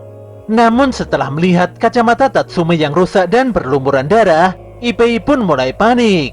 Kondisi pun semakin membingungkan saat Ipei menemukan Kei yang muntah-muntah karena mencium aroma yang menusuk hidung. Selama hidupnya, Kei tidak pernah mencium aroma sekuat ini. Setelah menyadari bahwa ada musuh kuat yang mengincarnya, Kei pun meledakkan kekuatan esnya hingga menyelimuti Ipei dan dirinya sendiri. Sayangnya Kei dan Ipei harus meregang nyawa karena kekuatan Raja Semut mampu meremukkan balok es yang melindungi keduanya. Para hunter Jepang yang tersisa mulai khawatir dengan apa yang sebenarnya terjadi. Namun mereka tidak memiliki waktu untuk mencemaskan orang lain. Apalagi para semut mulai datang menyerang. Saat ini hunter Korea benar-benar dibuat sibuk oleh serangan para semut pekerja. Para semut menyerang bersamaan demi melindungi ratu mereka. Byung-gu pun mengaktifkan sihir supportingnya untuk meningkatkan kekuatan para hunter. Seketika itu juga status hunter Korea meningkat tajam, dan mereka semua siap bertarung semaksimal mungkin. Ma Dongwook berdiri di garda depan untuk menahan semua serangan. Setelah itu hunter yang lainnya segera mengambil langkah untuk penyerangan. Pak Jong-in tidak main-main dan langsung meledakkan kekuatan apinya. Demikian juga dengan Pak Baek, di mana lelaki itu bertransformasi menjadi harimau putih. Sambil meraung-raung, Pak Baek mencengkeram dan mencakar para semut dengan begitu brutal. Pak wartawan pun merekam dan mengawasi seluruh aktivitas para hunter dari belakang. Dia pun mendapatkan info bahwa rating penontonnya meningkat hingga 80%. Lelaki itu pun maju ke depan untuk menjawab ekspektasi para penontonnya. Tapi Byung-gu segera menghentikannya karena ini merupakan dungeon rank S yang sangat berbahaya. Byung-gu meminta Pak wartawan agar tidak sembrono dan tetap di belakangnya. Pertarungan yang berlangsung dengan begitu sengit ini disaksikan oleh seluruh warga Korea hingga ke luar negeri. Situasi ini jarang terjadi, apalagi umumnya para hunter rank S tidak pernah bertarung bersama-sama. Tapi para semut terus saja bermunculan dan tidak ada habisnya. Pak Dongwook kembali menahan serta menghempaskan para semut hingga kocar-kacir. Sementara Taegyu melesatkan ratusan anak panahnya ke udara hingga terjadi hujan panah yang membuat para semut bertumbangan. Pak Baek kembali melesat mencakari semua musuh dengan kuku tajamnya. Setelah Pak Jong-in melontarkan api panasnya, Cha Hai-in lantas menebas para semut dengan tarian pedangnya. Semua orang menyaksikan pertarungan hunter kelas atas itu di TV dan ponselnya masing-masing. Dengan usaha ekstra keras, akhirnya para hunter berhasil menembus pertahanan terakhir sang Ratu Semut. Tanpa pikir panjang mereka bersatu dan menyerang Ratu Semut dengan kekuatan maksimal. Walau mendapatkan serangan bertubi-tubi, namun sang ratu berhasil melukai hunter dengan nafas racunnya. Tapi serangan itu nampak tidak berguna. karena Byunggu segera menyembuhkan para hunter dengan kekuatan magisnya. Tentu saja sang ratu langsung menyerang Byunggu. Untungnya Pak Dongwook segera melindungi healer rank S itu dan memberikan kesempatan pada Pak Jong-in untuk menyerang. Ledakan kekuatan Jong-in membuat Ratu Semut menjerit kesakitan. Ketika monster itu berusaha kabur, Pak Jong-in kembali menghentikannya dengan ledakan api. Pak Dongwook dan Baek berusaha menahan Ratu Semut hingga tidak bisa bergerak. Detik itu juga Chae-in melesat cepat untuk memberikan serangan penghabisan dengan sedikit bantuan Min Byunggu. Gerakan super lincah Hunter-cha membuat sang ratu tumbang dan tidak sanggup bergerak lagi. Tebasan terakhir membuat Chae-in sangat kepayahan. Namun serangan itu membuat leher sang ratu terpotong dan tewas seketika. Semua orang pun bersorak-sorai setelah memastikan kemenangan ini. Walau jelas-jelas menang, namun Baek tidak tenang karena dia merasa bahwa teriakan Ratu Semut sebelumnya terasa janggal. Byunggu pun meminta Pak Baek tenang, apalagi mereka sudah berhasil membalaskan dendam Yungshok. Di sini Reiji Tsukimoto yang merupakan pimpinan lain dari Draw Sword Guild mengabarkan pada Goto bahwa para semut mulai bergerak bersama menuju sarangnya. Sepertinya sinyal pengacau sudah error dan tidak berfungsi lagi. Hancurnya pagar api membuat Pak Jong-in menyadari bahwa para semut mulai berdatangan. Semua hunter pun panik. Ditambah lagi ada monster kuat yang mendatangi mereka, yaitu Sang Raja Semut. Raja Semut itu meledakkan kekuatannya hingga para hunter sangat amat depresi. Chae-in yang sangat peka pada aroma nampak tertunduk. Gadis itu sangat terintimidasi, apalagi dia sadar betul bahwa makhluk tersebut bukanlah monster biasa. Sebenarnya Pak Dongwook ingin sekali menyerang, namun inderanya mengatakan jika dia menyerang maka tubuhnya akan hancur berantakan. Lelaki itu agak kebingungan mengapa Raja Semut hanya melewatinya saja. Semuanya pun merasa ngeri ketika makhluk tersebut memakan tubuh ratunya sendiri. Setelah menyerap informasi dari sang ratu, Raja Semut terlihat menjerit dan segera menyerang Chae-in. Pukulan yang begitu kuat itu membuat Hunter-cha terhempas dengan begitu parah. Melihat situasi ini, Pak Dongwook segera membesarkan tubuhnya dan melakukan perlawanan. Tapi perisai kebanggaannya seketika hancur bersamaan dengan kedua lengannya. Pak Baek pun tersayat-sayat sebelum benar-benar melepaskan serangan. Demikian juga dengan Pak Jong-in yang tidak menyadari bagaimana sang Raja Semut menyabet tubuhnya. Parahnya, anak panah Pak Taekyu bisa ditangkap dan dihancurkan Raja Semut dengan sangat mudah. Taekyu pun terhempas parah setelah dipukul oleh sang Raja. Ketika monster itu hendak menghabisi Taekyu, untungnya Ma Dongwook segera melindunginya. Pak Dongwook bisa kembali pulih berkat bantuan Min Byunggu.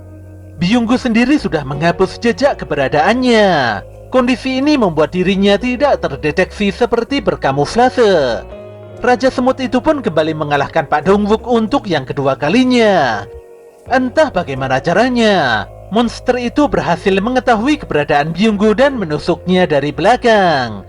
Jelas saja kondisi ini membuat Baek histeris dan menjerit sekencang-kencangnya.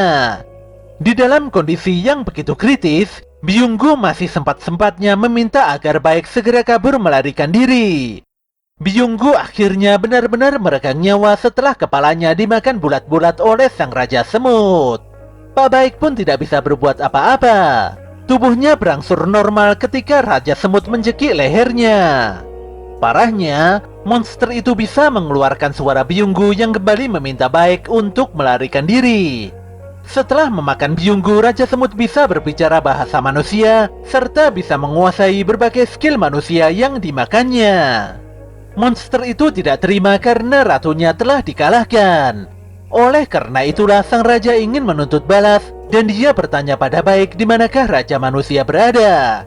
Makhluk itu melepaskan Baek setelah dia merasakan aura kekuatan manusia kuat yang ada di luar sarang. Dia lantas pergi untuk menemui dan menghancurkan manusia kuat itu. Shin pun berpindah pada tim Alpha yang terdiri dari Goto Ryuji, Mari Ishida, dan Minoru Hoshino. Goto tidak bisa menghubungi tim lain selain Bravo. Bravo sendiri mengkonfirmasi untuk memeriksa keberadaan tim Charlie. Mereka pun berjanji untuk menemui Goto di titik yang sudah ditentukan. Sesaat kemudian Goto menemukan fakta bahwa tim Delta telah dikalahkan. Dia pun melaporkan kejadian ini pada atasannya.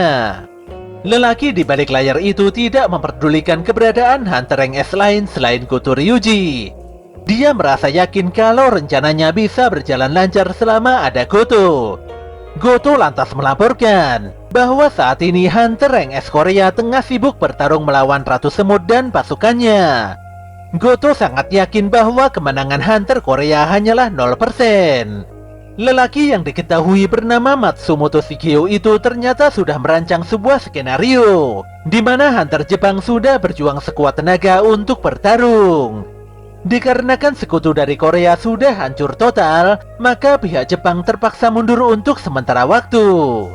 Dengan demikian, Matsumoto berhasil melemahkan kekuatan Korea dan menjadi negara yang berhasil menyelesaikan Dungeon Rank S. Matsumoto pun memerintahkan Goto dan yang lainnya agar segera mundur. Namun Goto begitu kaget karena seekor monster datang menyerangnya dengan sangat cepat.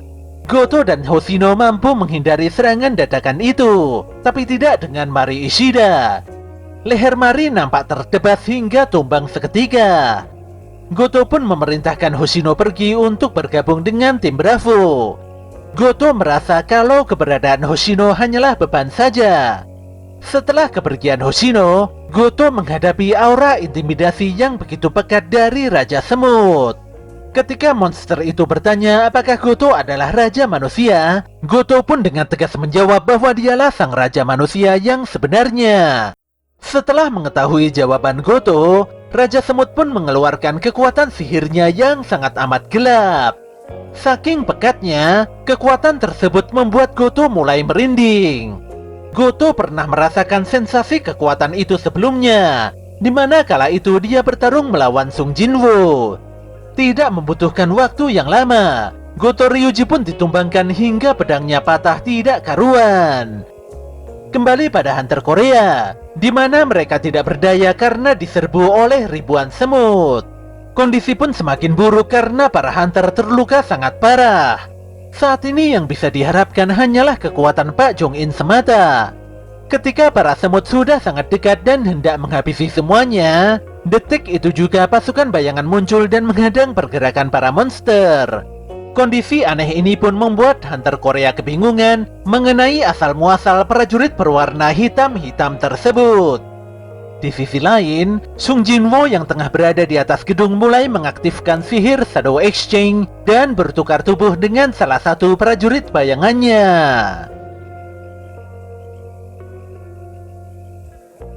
Beberapa pasukan bayangan berusaha semaksimal mungkin menahan serangan monster demi melindungi Hunter Korea. Ketika pasukan semut mulai menyerang, detik itu juga 4 jenderal bayangan keluar dan menghabisi para monster hingga amburadul. Kemunculan Sung Jinwoo yang sangat tiba-tiba membuat Pak Baek kaget dan kebingungan. Semuanya benar-benar tidak memahami mengapa Jinwoo bisa berada di tempat ini. Di sisi lain, Lee Jo-hee dan Pak Song Cheol tidak mengerti mengapa siaran langsung raid di Pulau Jeju terputus. Hal yang sama juga dialami oleh Asosiasi Hunter. Kendati mengalami masalah yang sangat ruwet, namun Pak Gun-hee meminta Wo Jin-chul untuk mengumpulkan informasi serta mengutamakan keselamatan para Hunter. Di pusat stasiun TV nasional, para kru dibuat sangat sibuk karena siaran di Pulau Jeju gangguan. Jalur komunikasi juga hampir terputus karena banyaknya telepon keluhan dari para penonton. Sebenarnya Pak Sutradara ingin sekali melanjutkan siarannya, namun situasi saat ini benar-benar di luar kendalinya. Selain itu, mereka juga tidak bisa menghubungi Pak wartawan di TKP. Dengan nada lantang, sutradara itu berusaha menghubungi Pak wartawan untuk menanyakan apa yang sebenarnya terjadi.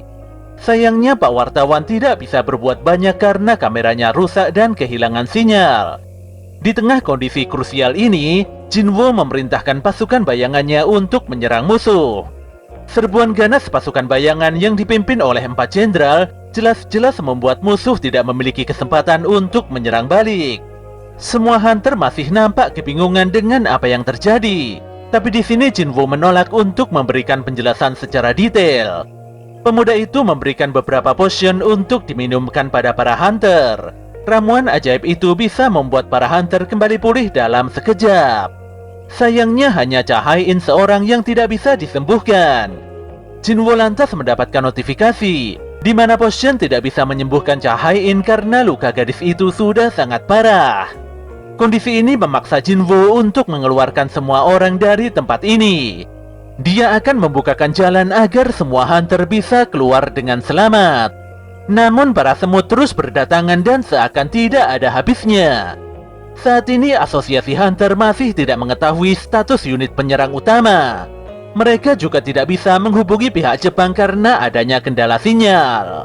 Siaran dari awak media juga terputus semenjak kemunculan Raja Semut. Pak Gunhe pun meminta anggotanya untuk segera memperbaiki kerusakan sinyal.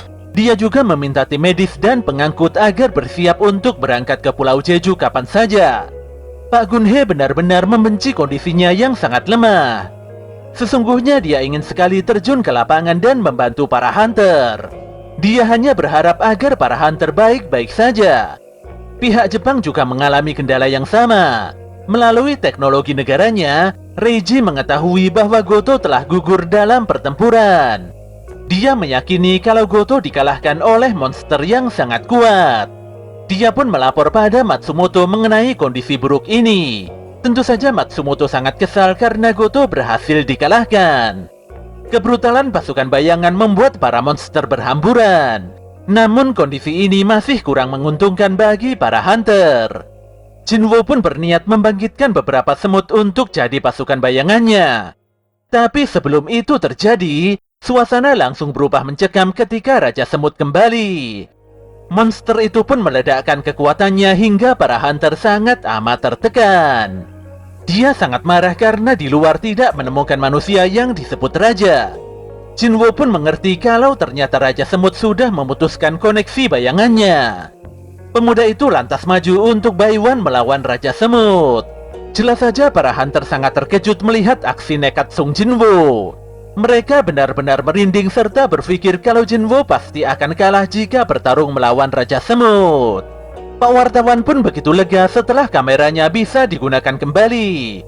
Sementara itu Pak Sutradara memaksa stafnya untuk melakukan siaran langsung setelah mendapatkan visual di lapangan. Lelaki itu bersikeras menampilkan kejadian di Pulau Jeju secara live tanpa ada jeda. Jelas saja semua orang begitu kaget menyaksikan realita yang saat ini terjadi di Pulau Jeju. Pak Gunhe juga tercengang melihat kemunculan Jinwo yang begitu mendadak. Tidak peduli bagaimana caranya Jinwo mencapai Pulau Jeju, yang penting Pak Gunhe sudah menaruh harapan besar pada Sung Jinwo. Raja Semut pun melesatkan pukulan kuat pada Jinwo. Saking kuatnya, pukulan tersebut membuat tanah hancur dan porak-poranda. Raja Semut pun menilai kalau Jinwo sangat lemah. Tapi setelah itu si semut kaget bukan main melihat Jinwo masih berdiri tegak di hadapannya. Jinwo pun mengunci tubuh Raja Semut dan segera menghantamnya. Keduanya pun beradu pukulan hingga membuat hunter Korea kebingungan tentunya mengenai status Jinwo yang merupakan hunter tipe mage. Semuanya benar-benar tidak percaya mengapa Jinwo sangat amat kuat. Raja Semut pun terhempas parah setelah menerima pukulan Jinwo. Monster itu tertunduk dan bertanya-tanya mengapa ada manusia sekuat Jinwo. Setelah itu keduanya pun beradu tinju walau terlihat sama-sama imbang. Jinwo pun memanfaatkan momentum dan kembali melesatkan tinju kuatnya lagi. Raja Semut menerima pukulan telak. Namun detik itu juga dia menjulurkan lidah merahnya hingga menggores pipi Jinwo. Jinwo pun kini tertunduk karena serangan itu mengandung racun yang begitu kuat. Kini Raja Semut merasa di atas angin dan membanggakan serangan rahasianya. Monster itu melesatkan pukulan super kuatnya demi menghabisi Sung Jinwo. Sementara itu Matsumoto marah-marah dan tidak percaya setelah dia menerima kabar bahwa hunter Jepang telah gugur sebanyak 7 orang. Reiji berhasil mengkonfirmasi kabar ini pada hunter yang selamat. Selain itu, dia juga menemukan sinyal kuat dari monster yang berhasil mengalahkan kutu Ryuji. Namun Reiji tidak mengetahui apa motif monster tersebut kembali ke sarangnya. Di sini Matsumoto mengingat kalau hunter Korea masih berjuang di dalam sarang semut. Kondisi hunter Korea memang belum jelas. Jika masih hidup, mereka pasti akan berpapasan dengan monster kuat yang mengalahkan Goto. Matsumoto berasumsi bahwa monster semut ini sangat kuat, sementara hunter Korea pasti staminanya menipis. Berbekal situasi itu, Matsumoto jadi optimis kalau Jepang masih memiliki peluang menang. Dia lantas memerintahkan Reiji untuk menjemput 3 hunter dan setelahnya bergabung dengan unit penyerang kedua. Reiji pun menyampaikan perintah tersebut pada Kanae, Kumamoto, dan Hoshino. Kanae dan Kumamoto siap menjalankan perintah, tapi tidak dengan Hoshino. Hoshino depresi dan sangat ketakutan setelah menyaksikan kekuatan Raja Semut yang di luar nalar. Walau Kanae berusaha menguatkan, tapi Hoshino sadar betul dengan apa yang diucapkannya. Semua hunter tidak mungkin bisa mengalahkan Raja Semut. Menurutnya yang terbaik saat ini hanyalah bersembunyi dan melarikan diri saja. Kanae pun tidak peduli karena dia juga tidak ada pilihan lain. Mereka bertiga pun akhirnya pergi setelah dijemput oleh helikopter. Kembali pada markas semut, di mana Jinwoo bisa menahan pukulan Raja Semut serta memukul mundur monster itu hingga cangkang perutnya retak. Dengan kemampuan detoksifikasi super tinggi, Jinwoo berhasil menetralkan racun mematikan sang Raja Semut. Pemuda itu pun menyadari kalau Raja Semut saat ini mulai panik. Tapi Jinwoo juga panik melihat kondisi Cha-Hae-in yang semakin parah. Pemuda itu memutuskan untuk mengakhiri pertarungan ini sesegera mungkin. Dia lantas menyerang Raja Semut walau tidak kena. Tanpa diduga Raja Semut mulai berevolusi dan mengerahkan seluruh kekuatannya. Melihat perubahan Raja Semut yang begitu ekstrim, Jinwoo pun mengeluarkan belati gembarnya yang merupakan drop item dari Raja Iblis Baran. Tanpa pikir panjang, Jinwoo segera menyerang Raja Semut. Namun serangannya tertahan karena si semut telah meningkatkan status kekuatan dan kecepatannya. Jinwoo dan Raja Semut saling bertarung dalam tempo serangan yang begitu cepat. Belati dan kuku-kuku tajam saling bergesekan hingga menimbulkan efek percikan mana. Raja Semut meledakkan kekuatan es tajam yang didapatkannya dari Kei. Walau sudah menyerang Jinwoo dengan segenap kekuatannya, tapi Raja Semut bertanya-tanya mengapa Sung Jinwoo tidak kehabisan stamina.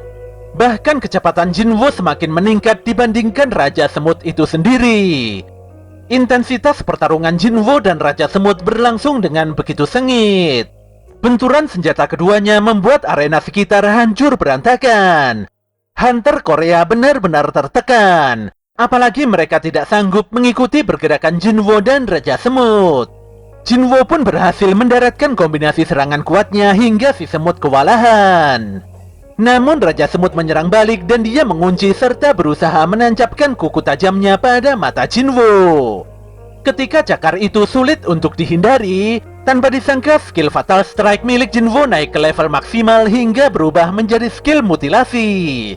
Anehnya gerakan Raja Semut malah melambat. Kesempatan itu pun digunakan Jinwoo untuk mengcounter serta memotong lengan monster tersebut. Jelas saja serangan fatal itu membuat Raja Semut sangat kebingungan. Tidak berhenti di situ, Jinwoo terus melesatkan serangan mutilasinya hingga Raja Semut mulai ketakutan.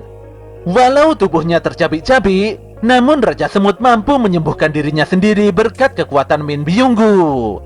Dia lantas kabur secepat kilat sambil menahan Jinwoo dengan balok-balok es besar. Tapi usahanya sia-sia saja karena Jinwoo jauh lebih cepat dan kuat. Raja Semut pun jadi bulan-bulanan skill mutilasi Jinwoo. Monster itu terperosok jatuh ke tanah dengan tubuh tercabik-cabik. Tangan dan kakinya nampak terpotong.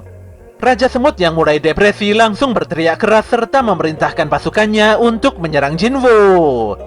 Namun Jinwoo hanya tersenyum sembari memerintahkan pasukannya untuk maju. Perang antara monster semut dan pasukan bayangan tidak terelakkan. Di sini pasukan semut diserang dan dihajar begitu parah tanpa bisa melawan balik. Kondisi ini membuat Raja Semut benar-benar tidak mengerti. Seharusnya dia dilahirkan sebagai yang terkuat. Dia sudah melahap seluruh kekuatan dan terus bertumbuh mengincar posisi puncak sebagai sang raja. Monster itu benar-benar ketakutan ketika Jinwoo mendekatinya. Dia kembali kabur demi mempertahankan hidupnya. Raja Semut pun beregenerasi dan lari tunggang langgang menjauhi Jinwoo. Tapi Jinwoo menghentikannya dengan skill Ruler Authority. Dia lantas menyayat Raja Semut dengan sangat brutal ketika monster itu ingin kabur kembali. Raja Semut pun akhirnya tewas seketika dalam keputusasaan. Kematian Raja Semut membuat semua monster mundur. Sedetik kemudian Jinwoo kembali memeriksa keadaan Jae-in. Kondisi gadis itu sangat kritis hingga aura kehidupannya mulai memudar. Jinwoo pun rela mengeluarkan Elixir of Life demi menyembuhkan Hunter Ja. Sayangnya item langka itu tidak bisa menyembuhkan Jae-in. Di dalam kondisi dan situasi yang sangat tidak menguntungkan ini, Jinwoo berharap akan adanya satu keajaiban agar nyawa Jae-in bisa diselamatkan.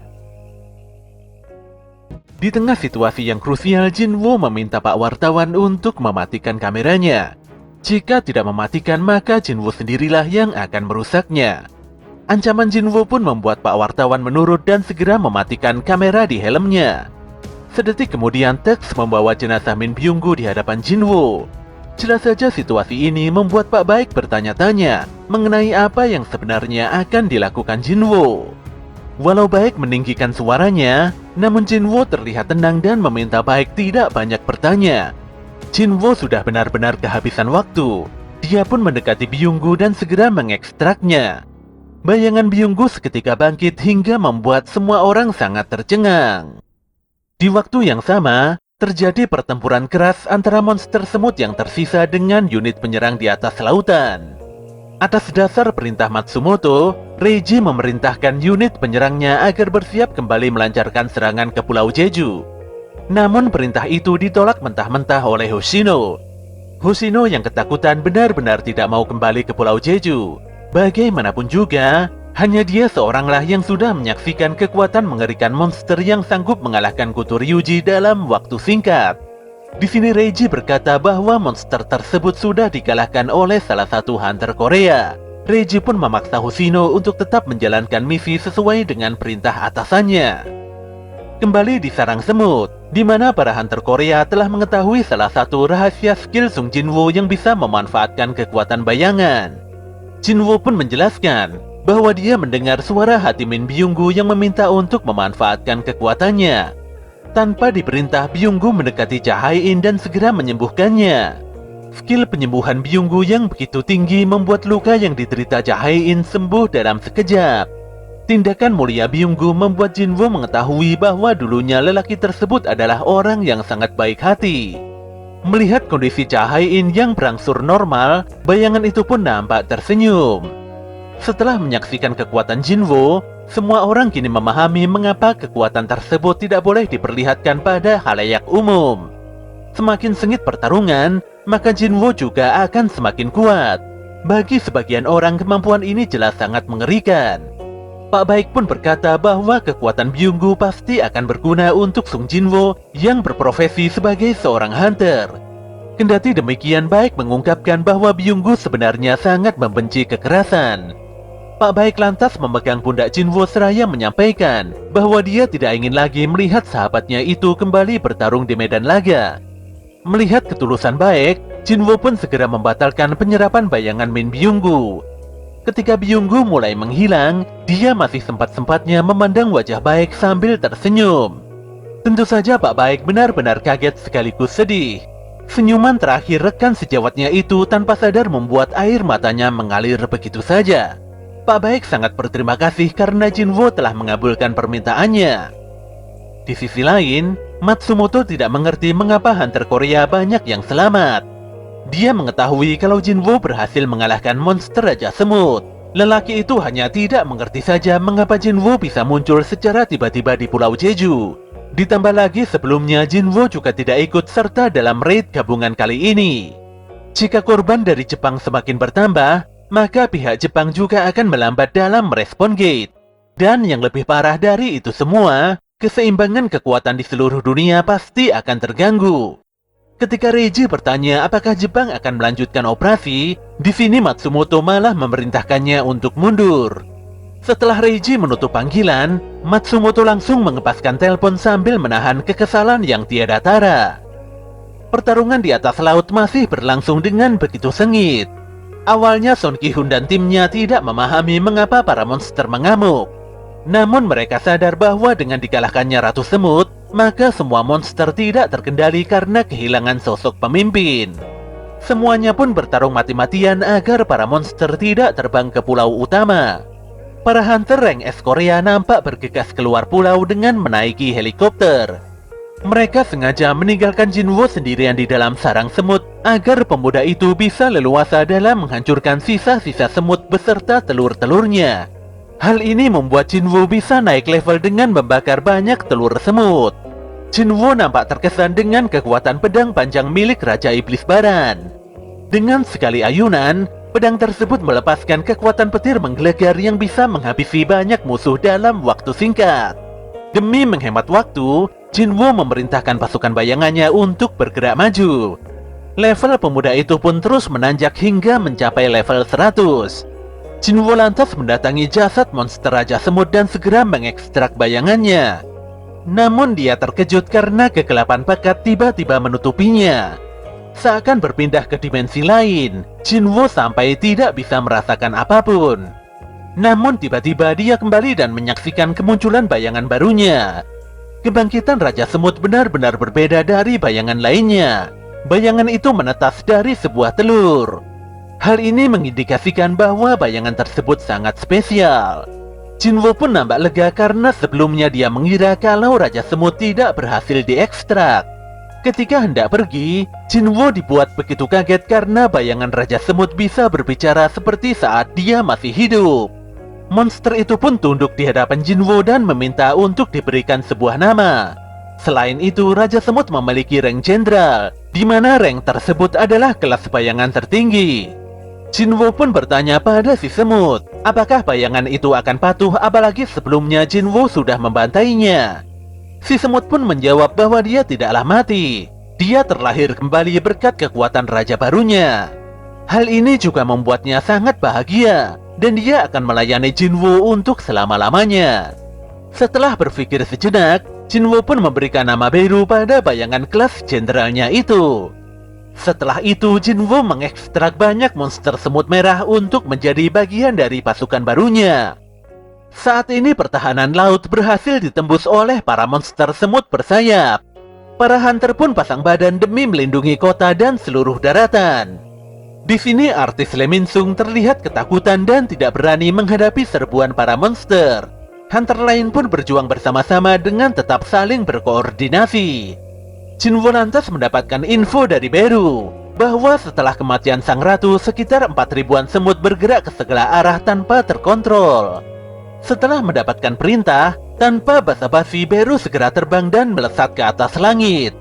Walau kepayahan, saat ini Pak Song Chiul berusaha memberikan semangat pada rekan-rekan hunter di dekatnya agar tidak menyerah. Namun tanpa diduga dia diserang oleh dua monster semut bersayap. Untungnya Beru datang tepat waktu dan menebas semut-semut tersebut tanpa ampun. Pak Song Chiul dan Lee Jo Hee benar-benar tidak memahami mengapa cahaya biru yang melesat di atas langit bisa mengalahkan para monster.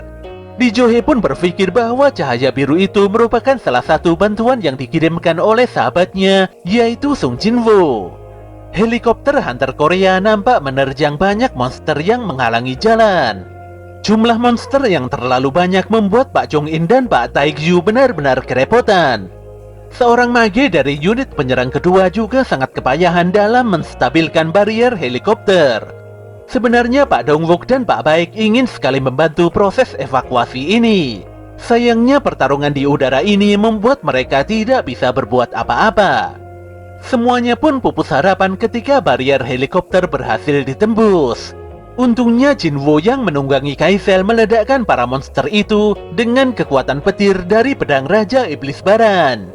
Hunter rank S Korea tidak bisa berkata apa-apa lagi, karena pada akhirnya lagi-lagi Sung Jinwoo menolong mereka.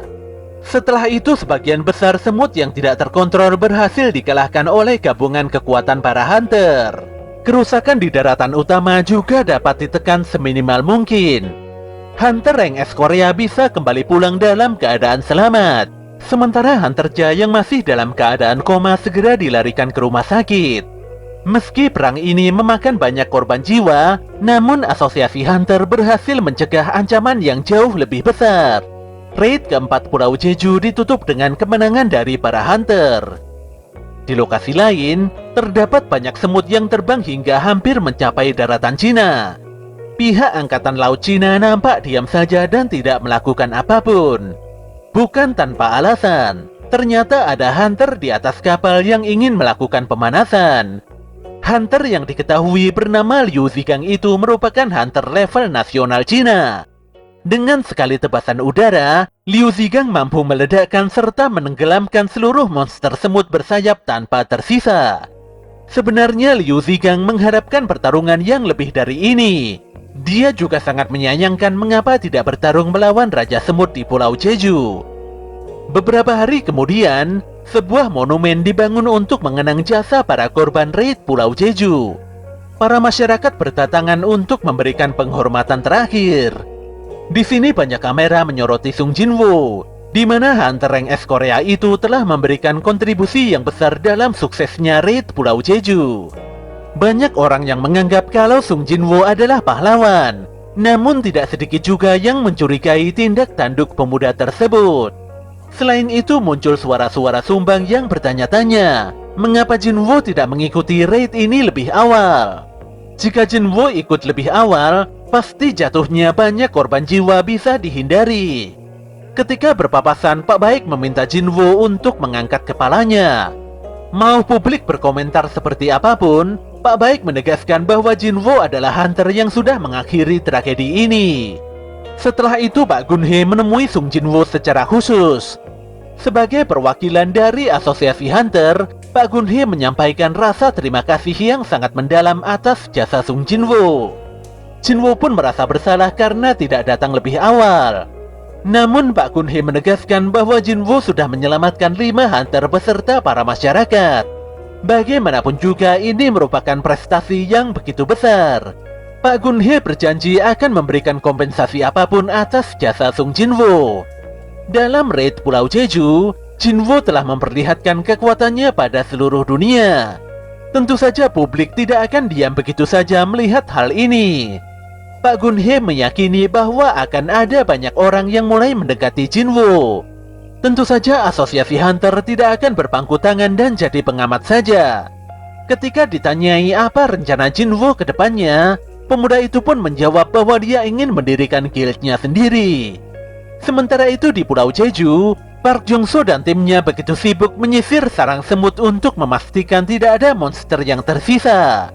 Jong-soo begitu bersemangat walau mengerjakan pekerjaan sisa-sisa.